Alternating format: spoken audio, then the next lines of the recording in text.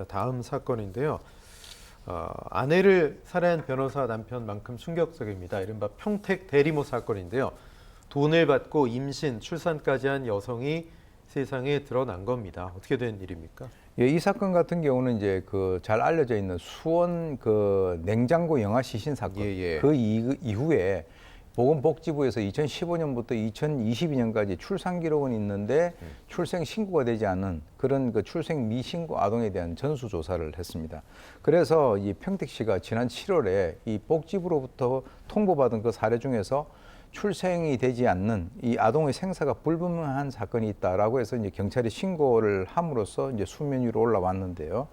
실제로 이제 경찰은 이 그 생모 A 씨의 그 형사 입건과 관련해서 조사를 해 보니까 A 씨가 포털 사이트 난임 카페에서 50대 여성 그 B를 갖다가 알게 돼서 의뢰인인 60대 친부 C 씨의 정자를 받아가지고 자기는 대리모를 했고, 그리고 한 4,900만 원 정도의 돈을 갖다 받고 임신 출산하고 난 이후에 C 씨 측이 건넸는데 아예 행방은 모른다 이렇게 얘기를 했습니다.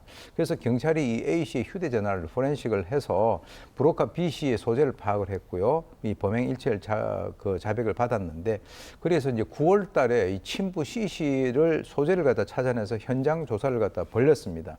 그런데 이제 다행히 이 아동들은 정상적으로 출생 신고가 돼 가지고 아들로 가족 등록이 됐었고요. 네. 또 이 아동을 포함을 해 가지고 확인을 해 보니까 총 3명의 아동을 같은 방식으로 이제 출산을 해 가지고 양육 중에 있다. 그런데 지금 현재 상태로는 건강 상태가 양호하다라고 하는 것 정도까지 이제 그것을 발견을 해낸 거죠. 예, 지금 말씀하신 그 집에 그런 식으로 출생한 아이들이 더 있다는 게 참 충격적인데, 대리모를 아이를 갖기 위해서 구한 이 60대 남성, 어떤 이유일까 궁금했는데, 이미 장성한 자녀들이 있지만 아이를 더 갖고 싶어 대리모를 통해 낳았고, 아이가 너무 좋아서 더 많이 갖고 싶은 마음에 그랬다.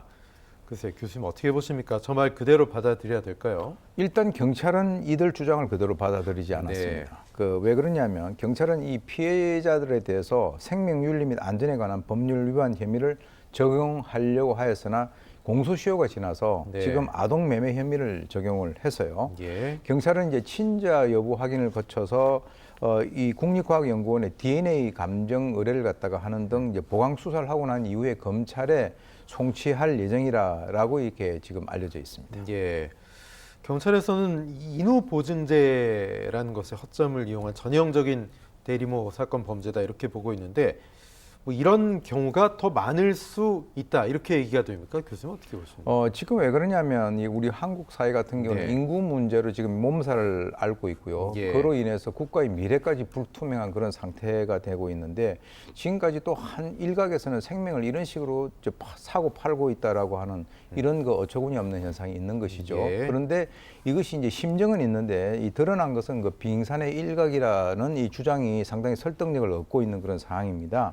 그래서 현재 정확한 그 실태 파악이 제대로 되지 않는 그런 상황에서 물밑에서 이러한 그 불법 행위가 자행되고 있다라고 하는 그런 그 측면에서 지금 물론 이제 법적으로는 생명윤리 및 그 안전에 관한 법률 제20조에 보면 인간 복제 금지를 규정을 해놓고 이것에 네. 대해서는 처벌하겠다라고 얘기를 하고 있긴 있지만 지금 아까 말씀하신 대로 이 정확한 실태 파악이 제대로 되지 않기 때문에 여기에 대한 어떤 대책도 정확하게 손에 잡히는 그런 대책이 제시가 되지 않고 있는 그런 상황입니다. 네. 대리모는 불법인데 우리 법이 명확하게 규정하지 않고 있다는 것도 문제가 아닌가 싶습니다.